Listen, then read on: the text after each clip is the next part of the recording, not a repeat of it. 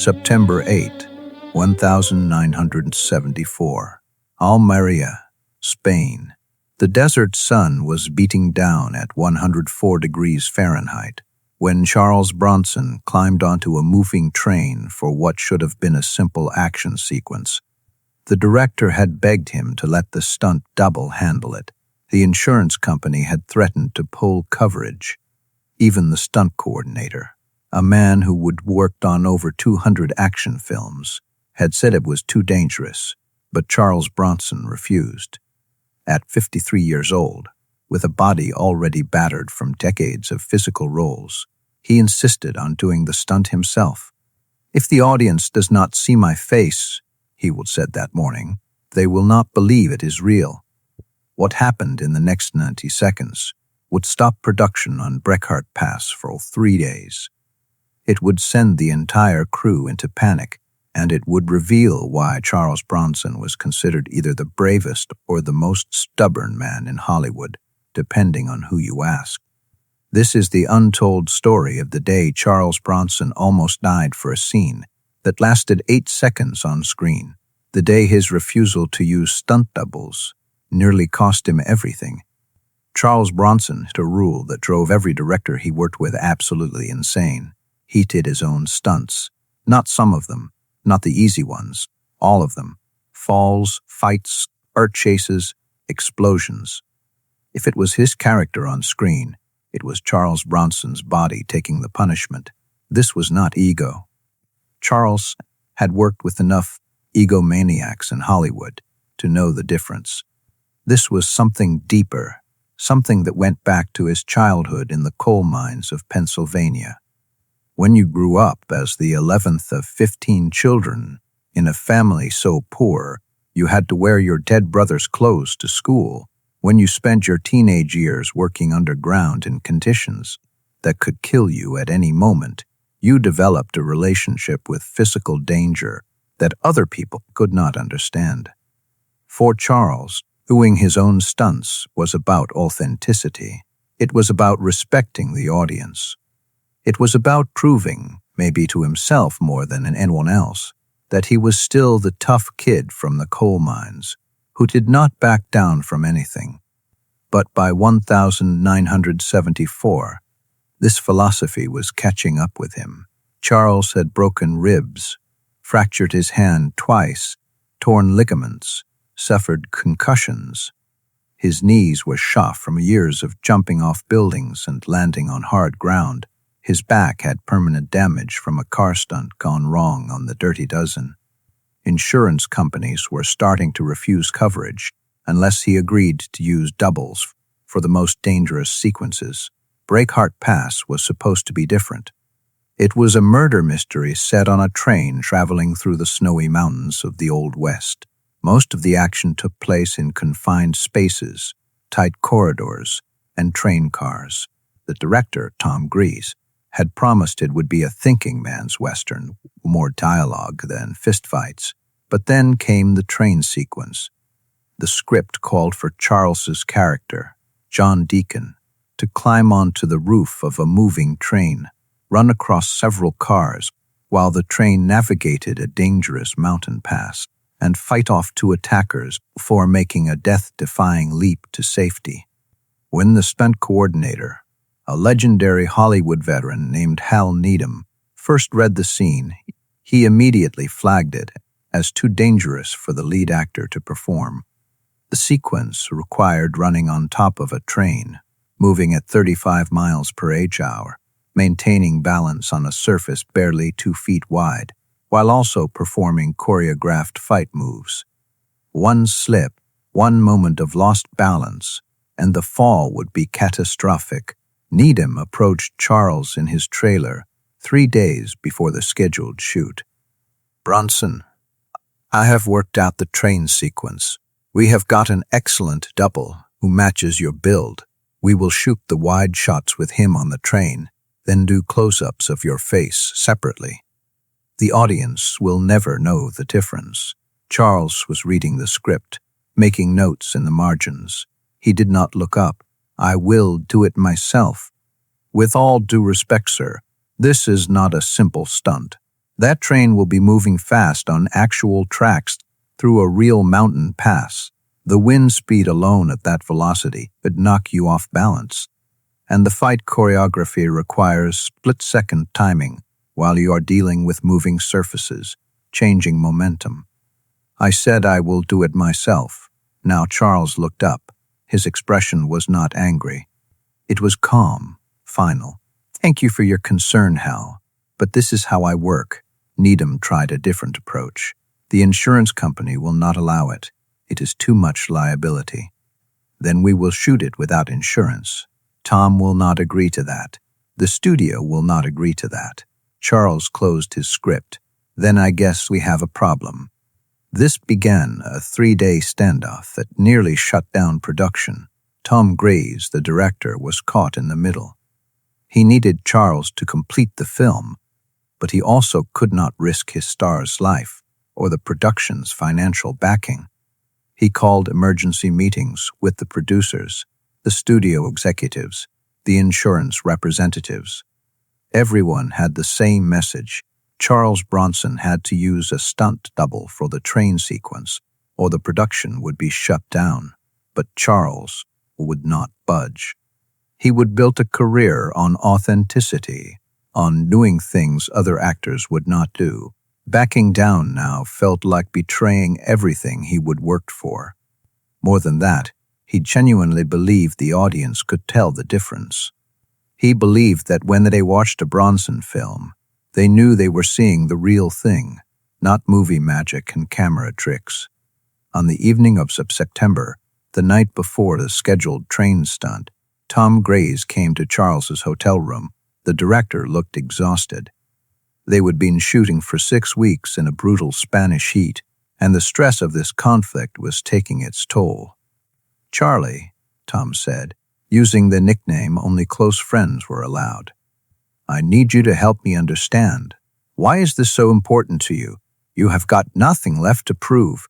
Everyone knows you are the toughest guy in Hollywood." Charles poured 2 glasses of whiskey and handed one to Tom. They sat on the small balcony overlooking the desert landscape that was doubling for the American West. "When I was 16, Charles began, I was working in the coal mines back in Pennsylvania. There was this old miner, guy named Frank Kowalski. He would been underground for 30 years. One day, it was a cave-in in one of the tunnels. 3 guys were trapped. The foreman said it was too dangerous to go in after them, that we should wait for professional rescue teams." Charles took a sip of whiskey. Frank did not wait. He grabbed a pickaxe and went in, spent 4 hours digging through fallen rock. His hands were bleeding. He broke 2 ribs when a support beam collapsed on him, but he got those 3 men out alive. Tom listened quietly. After, I asked him why he did it, why he risked his life when the professionals were on their way. You know what he said? He said, because those men needed to know someone cared enough to try. Not for the cameras, not for the medal, but because it was the right thing to do. Charles looked at Tom. That is what I think about when I do my own stunts. The audience needs to know I cared enough to try, to really do it, not fake it. Does that make sense? Tom nodded slowly. It does, but Charlie, Frank Kowalski was trying to save lives. You are making a movie. It is not the same thing. Is not it, though? Charles countered. People go to movies to escape their lives for 2 hours, to believe in something. If I am up on that train, really up there, really risking it, they will feel it, they will believe it. But if it is some double in a wig, they will know. Maybe not consciously, but somewhere deep down, they will know it is fake. And that belief, that escape I am trying to give them, it falls apart. It was a philosophy Tom could not argue with, even if he thought it was insane. He left Charles's room that night without a resolution, knowing that tomorrow morning they would either film the sequence with Charles on that train, or they would shut down production. September 8th, 6:00 a.m. The crew assembled at the railway location outside Almería. The train was a genuine 1880s-era locomotive. It had been restored for the film. It sat on a stretch of track that ran through a mountain pass, with steep drops on both sides. Hal Needham had spent the previous day rigging every possible safety measure. There were crash pads positioned along the route, though everyone knew that if Charles fell from a train moving at 35 miles per hour, pads would be largely useless. There were safety cables that could be attached to a hidden harness, but Charles had already refused to wear one. "The audience will see the cable," he would said. "It will ruin the shot." Tom Grease gathered the crew. "We are going to do this in stages. First, we will do a slow speed run with Charlie on the train, just 10 miles per hour. We will see how it feels, check the balance, make sure everything works. Then, if, and only if, everyone agrees it is safe, we will increase the speed gradually." Charles was already in costume, dark pants, a heavy coat, boots. His face showed no nervousness, no hesitation. He walked to the train, examined the roof, tested the surface with his hand. "It is slippery," he noted. "Morning dew. We can wait for it to dry," Tom suggested. "No, might as well get used to it. Real conditions." The first run was supposed to be a test.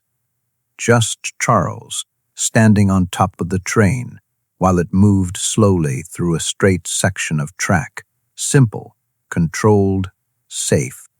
Charles climbed up the ladder on the side of the train car and stepped onto the roof. At ground level, the roof had seemed wide enough.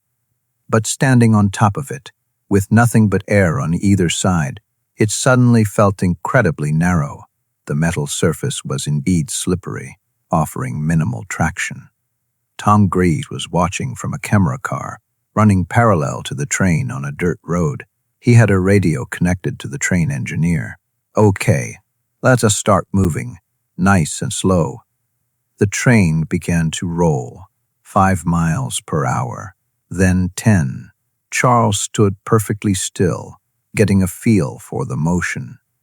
The train rocked slightly side to side, a movement you did not notice when you were inside. But on top, it was pronounced. Each rock threatened to shift his balance. "How does it feel?" Tom's voice crackled over a megaphone. Charles gave a thumbs up. He took a few careful steps forward, testing his footing. So far, so good. "Okay, let us bring it back and set up for the actual sequence," Tom called out. The train slowed and eventually stopped. Charles climbed down. The crew gathered around, discussing camera angles, timing, the choreography of the fight scene that would happen on top of the moving train. That is when the argument started. Tom wanted to keep the speed at 15 miles per hour for safety. Charles insisted they needed at least 30 to make it look real on camera. "At 15 miles per hour, it will look fake," Charles said. "The audience will know we slowed it down. At 30 miles per hour, one wrong step and you are dead," Tom shot back. They compromised at 25 miles per hour.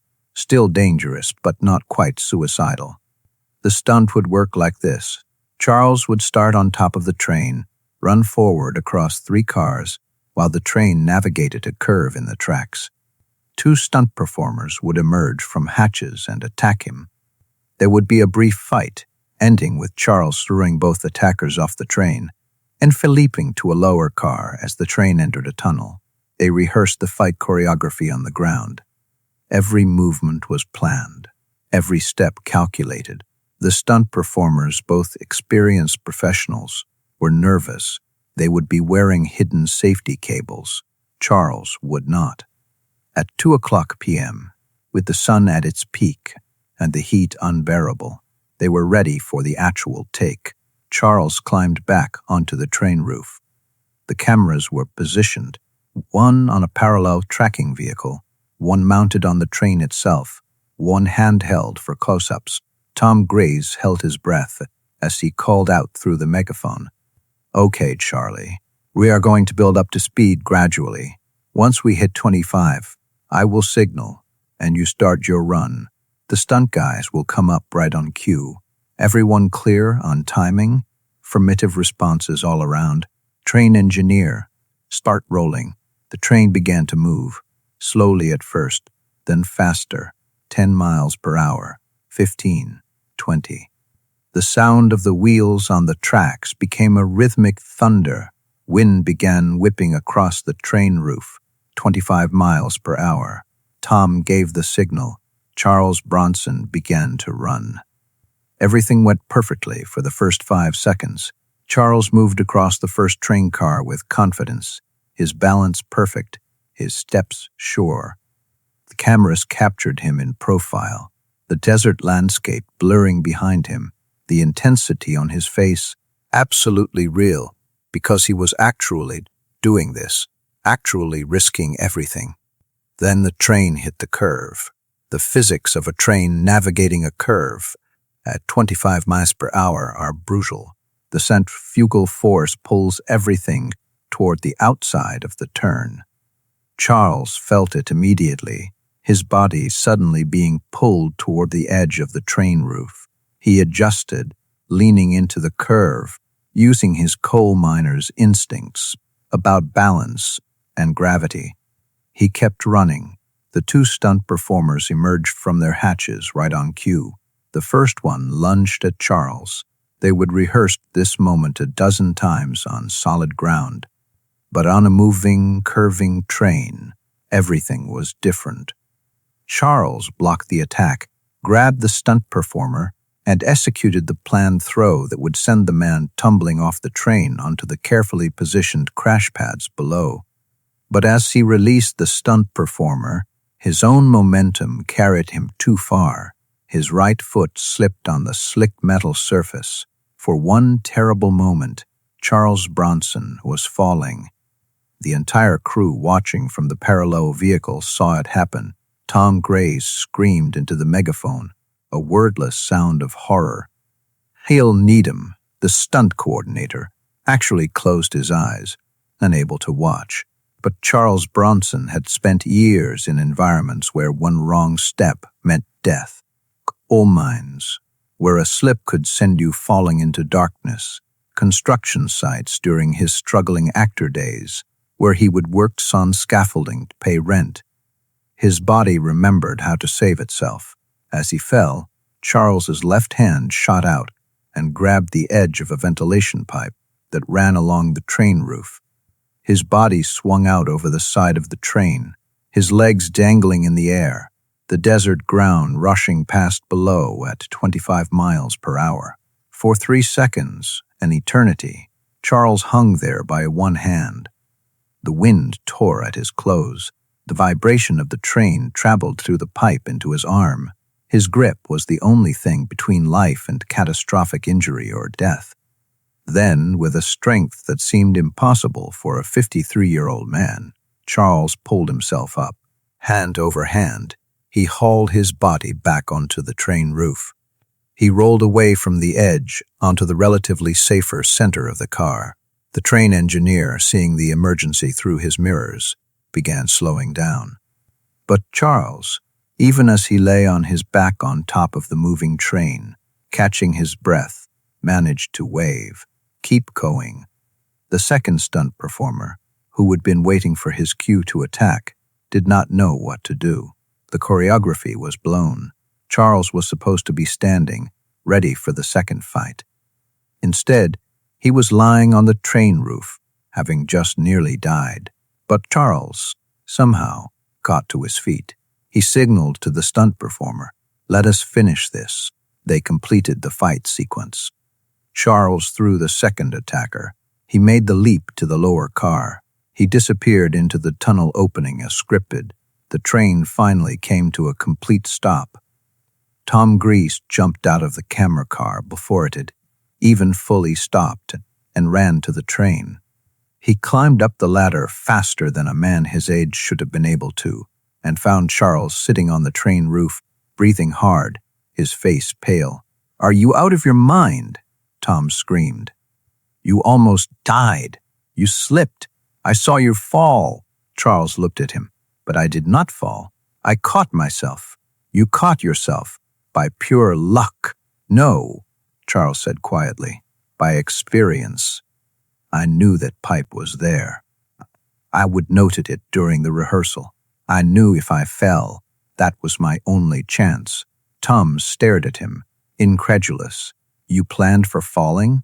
I planned for everything. The crew gathered around the base of the train. Medical personnel were ready with equipment, expecting to treat serious injuries. But Charles climbed down the ladder under his own power, waving off assistance. Hal Needham approached him. Mr. Bronson, I have been doing stunts for 20 years. I have worked with the best, and that was either the most skilled piece of stunt work I have ever seen, or the luckiest, or both. But please, for the love of God, let us double the rest of the sequence. Charles considered this. His hand was bleeding where he would grip the pipe. His shoulder, already damaged from previous films, was screaming in pain from hauling his full body weight while hanging from a moving train. Is the footage good? He asked Tom. Tom nodded slowly. If it came out, it is incredible. We will have to wait to see the dailies, but from what I saw, it is the most intense action sequence I have ever filmed. Then we are done, Charles said. We got what we needed. Everyone breathed a sigh of relief. Charles was actually going to accept help, going to let the stunt team handle the remaining shots. But then he added, for today, we will shoot the rest tomorrow. Tom threw his hands up. Charlie, you almost died. Almost is not the same as did. Charles started walking back toward his trailer. And besides, I know what I am doing now. Tomorrow will be easier. It was not easier. Over the next 2 days, Charles Bronson completed every remaining stunt in the train sequence. He fell off the train 4 more times during filming, controlled falls onto crash pads, but still dangerous. He insisted on doing the tunnel entrance shot 3 times because the first 2 did not feel right. He fought on top of moving trains for a total of 6 hours of filming that resulted in approximately 2 minutes of screen time. When Breakheart Pass was released in 1975, critics noted the exceptional realism of the train sequences. Bronson's commitment to authenticity is evident in every frame, one review stated. You cannot fake this level of intensity. They had no idea how literally true that was. The train sequence became legendary among stunt professionals. Hal Needham later said in an interview, Charles Bronson did things on that train that I would not have allowed any of my professional stunt performers to do. And he did them at an age when most action stars are using doubles for everything. He was either crazy or the toughest man I ever met, probably both. Tom Grease, the director, had a more complicated relationship with the experience. In his personal notes about the film, later found after his death, he wrote, "Working with Charlie is like working with a man who has a fundamentally different relationship with mortality than the rest of us. He does not have a death wish. He is just comfortable living right at the edge of it. For him, that is where truth exists.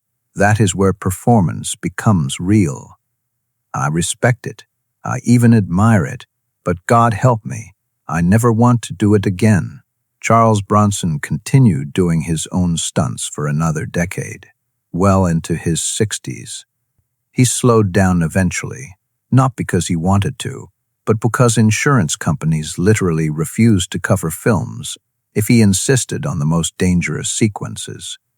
Even then, he fought them every time. In 1987, during the filming of Death Wish 4, at age 65, Charles insisted on doing a scene where his character was supposed to be hit by a car. The stunt coordinator pleaded with him to let a double handle it. "I have been hit by cars before," Charles said. "I know how to take the impact. You are 65 years old. And I am still tougher than your 25-year-old double." He did the stunt. He walked away sore but uninjured, and the footage made it into the film. Why did Charles Bronson risk his life over and over for scenes that sometimes lasted only seconds on screen? The easy answer is ego or stubbornness, but the truth was more complex. For Charles, authenticity was not just a professional philosophy, it was a moral code. He would grown up in poverty so severe that pretending, faking, or cutting corners could literally mean the difference between survival and starvation. When you wore your dead brother's boots because they were the only ones available, you learned that truth was all you had. He carried that into his acting. If he was playing a tough guy, he needed to actually be tough. If his character faced danger, he needed to actually face it. Anything less felt like a lie to the audience, and Charles Bronson did not lie. Jill Ireland, his wife, understood this about him better than anyone. In her memoir, she wrote, "Charlie never did stunts to show off. He did them because he believed the audience deserved his best, his realest. He respected them too much to give them anything fake." It terrified me, watching him risk himself over and over, but I also knew it was part of who he was. You could not have Charles Bronson the husband without Charles Bronson the authentic performer. They were the same man. When Charles Bronson died in 2003, obituaries mentioned his iconic roles, his rugged image, his status as an international action star. But they rarely mentioned the countless injuries, the near-death experiences, the absolute commitment to doing his own stunts that made those roles believable. The train sequence in Breakheart Pass still stands as one of the most dangerous stunts ever performed by a lead actor. Film students study it. Stunt coordinators use it as an example in training, usually adding, "And this is why you should never let your lead actor do this." But for Charles Bronson, that day on the train in the Spanish desert was just another day at work, another moment of choosing authenticity over safety. Another chance to prove that the tough guy on screen was just as tough in real life. The pipe he grabbed when he fell, the one that saved his life, was less than an inch in diameter. His full body weight, 180 pounds, hung from that pipe while traveling 25 miles per hour on top of a moving train. The margin for error was zero, but he caught it because he would plan to catch it. Because Charles Bronson always had a backup plan, even for the moment when everything went wrong.